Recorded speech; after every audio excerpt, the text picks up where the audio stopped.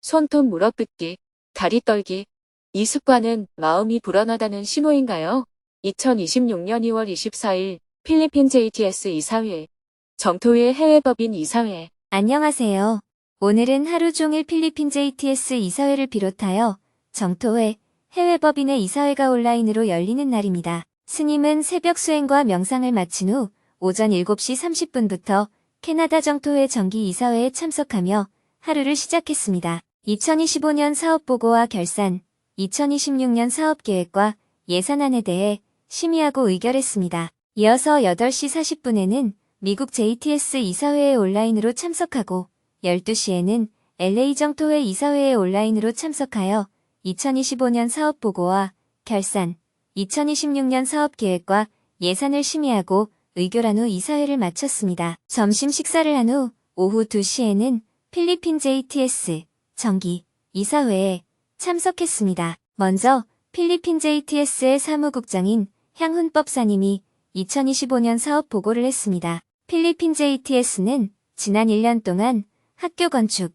교육 지원, 봉사활동, 긴급 구호 등 다방면에서 활발한 사업을 전개했습니다. 학교 건축 분야에서는 원주민 학교 10개와 특수학교 5개를 건축했습니다. 특히 교육청의 변화가 두드러졌는데 과거에는 단순히 학교 건축을 요청하던 것에서 벗어나 달리기 모금 행사를 통해 인건비를 자체 조달하겠다는 의지를 보여주었고 학교 현장 모니터링에도 직접적으로 참여하게 되었습니다. 주 예산을 활용한 협력 사업도 처음으로 시도되었습니다.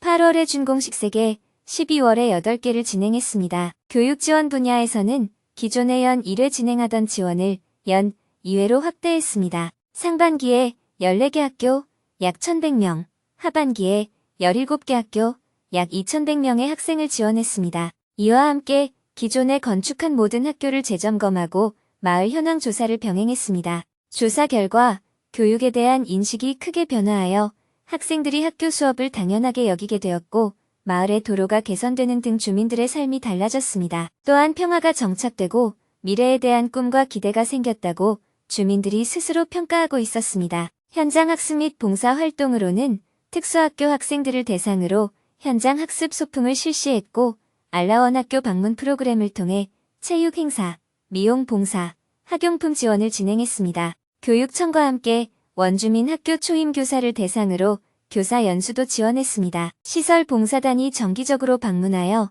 센터 관리를 해주었고 8월에는 의료봉사단이 4개 군을 대상으로 의료봉사를 실시하여 오지 마을 주민들의 건강 증진에 기여했습니다. 긴급 구호 활동으로는 10월 세부 및 다바오 지역의 지진 피해에 대한 현장 조사를 실시했고 11월 초 태풍 피해를 입은 세부 지역에 대해 긴급 구호 활동을 진행했습니다. 이때 세부와 마닐라의 자원봉사자들이 현장까지 와서 배분 활동을 지원해 주었습니다. 이어서 2026년 사업 계획을 발표했습니다. 2026년 필리핀 JTS는 학생들의 교육 여건 개선과 문맹 퇴치 기여를 목표로 학교 건축, 교육 지원, 마을 개발, 긴급 구호 등 다방면의 사업을 계획했습니다. 원주민 학교 11개와 특수학교 4개, 총 15개 학교를 건축하기로 하고 2025년에 미완료된 3개 학교도 마무리할 계획입니다. 교육 연수 및 현장 학습으로는 상반기에 특수학교 교사 연수를, 하반기에는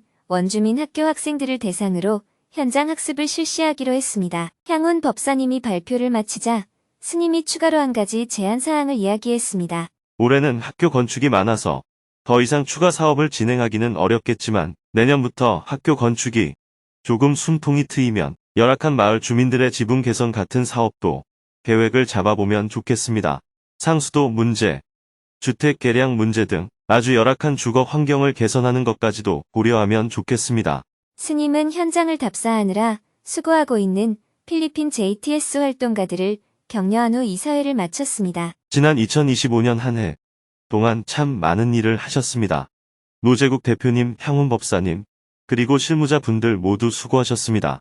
이어서 오후 3시에는 필리핀 정토회 이사회에 온라인으로 참석하여 작년 사업 보고와 올해 사업 계획을 함께 검토하고 승인한 후 이사회를 마쳤습니다. 오후 5시에는 시드니 정토회 이사회에 참석했습니다. 먼저 스님이 정토회가 해외에 법인을 설립하고 이사회를 통해 예결산을 심의하는 체계를 갖춘 취지에 대해 설명했습니다. 저희가 이렇게 법인 이사회를 하는 것은 정토회의 활동이 그 나라와 지역사회에서 보편적인 시민의 눈으로 보아도 법적으로 합당하게 운영되고 있다는 것을 보여주고 활동을 법적으로 보장하기 위함입니다.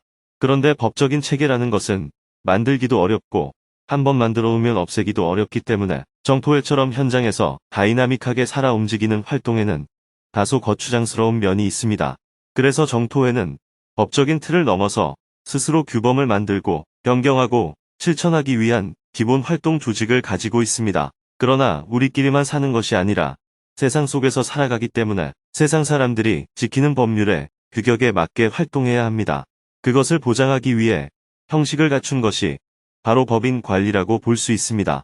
정토회가 법인 이사회를 따로 둔 이유.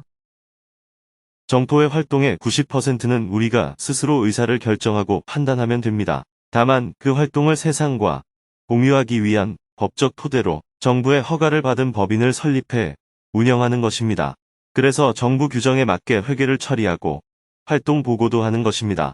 이것이 다소 거추장스럽게 느껴질 수 있지만 만약 이 부분이 잘못되면 그 나라에서 더 이상 활동을 못하게 되거나 대중으로부터 비난받는 단체가 되기 쉽습니다. 그래서 기존 활동과 다소 중복되는 면이 있더라도 법인 관리가 제대로 되고 있는지 1년에 한 번은 점검해야 합니다. 아무리 좋은 활동을 해도 회계에 문제가 있다, 법적으로 문제가 있다 하는 일이 터지면 그동안의 노력이 하루아침에 허사가 될 수도 있습니다. 정토회는 기본적으로 법의 구애를 받지 않고 자유롭게 활동해온 관성을 가지고 있습니다. 그러나 조직이 커지면서 법적인 체제를 갖추게 되었으나 대부분의 구성원은 이 법적 체제에 관심이 없거나 잘 모릅니다. 그래서 나중에 사고가 날 위험이 있습니다. 지금부터는 일을 잘하고 효율적으로 하는 것도 중요하지만 법적인 체계를 벗어나지 않았는지를 늘 점검하면서 활동해 나가야 합니다. 법에 묶일 필요는 없지만 법을 벗어나서는 안 된다는 점을 염두에 두면 좋겠습니다. 바로 그런 차원에서 오늘 이 회의를 하는 것입니다.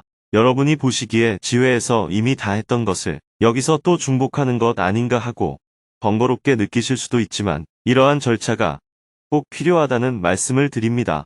이어서 작년 사업보고와 결산, 올해 사업계획과 예산을 발표하고 심의한 후 전원 찬성으로 안건을 의결했습니다. 오후 6시가 되어 이사회를 모두 마쳤습니다. 오늘은 하루 종일 해외에 있는 정토회 활동가들과 화상으로 만나 반갑게 안부를 나눌 수 있었습니다.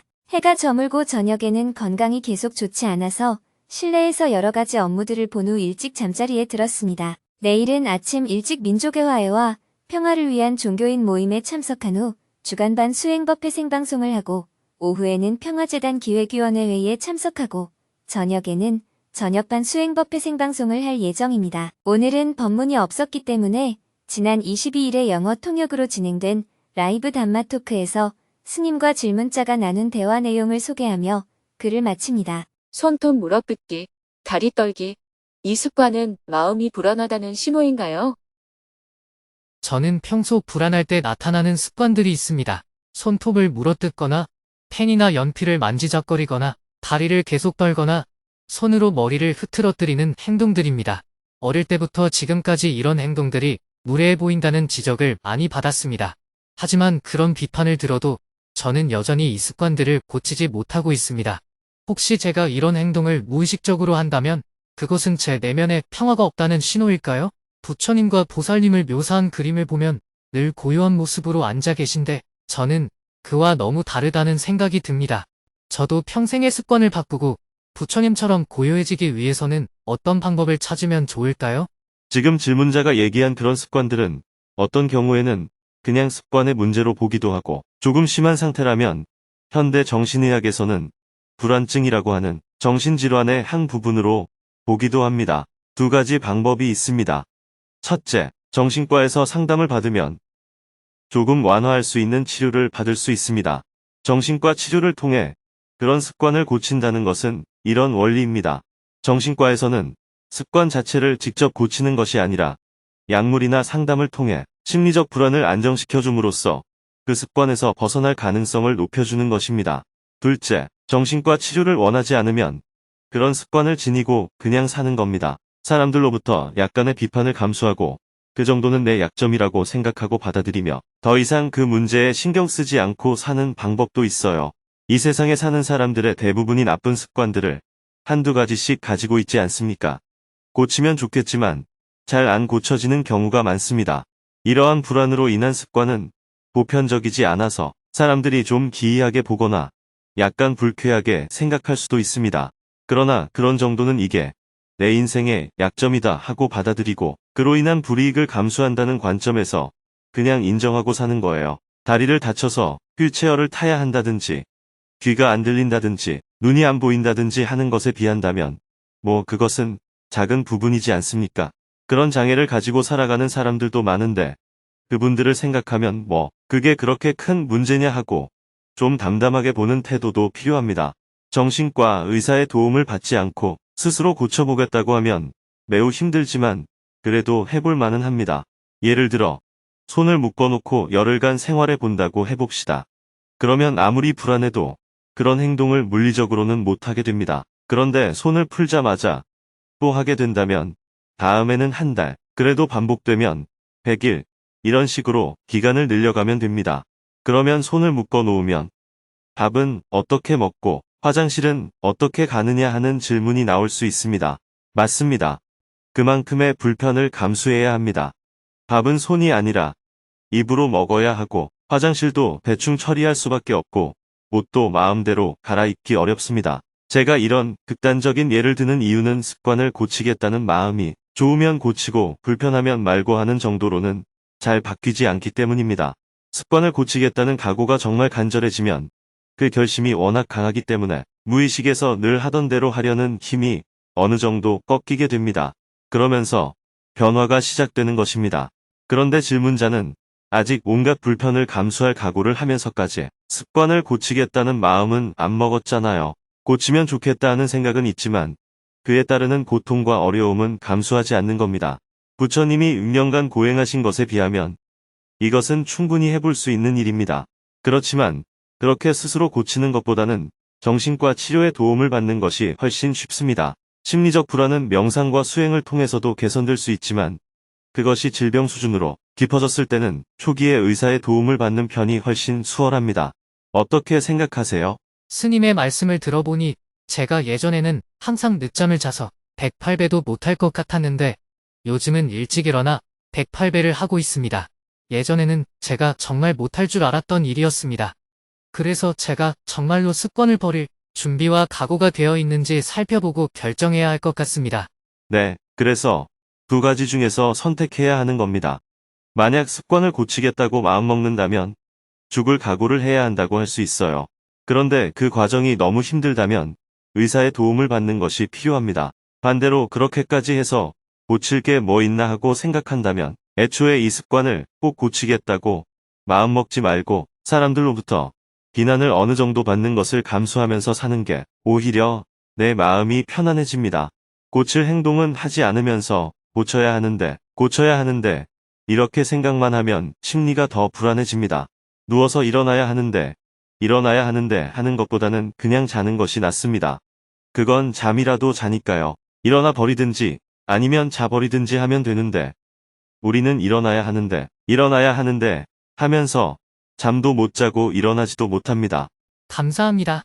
스님의 통찰을 나눠주셔서 감사합니다.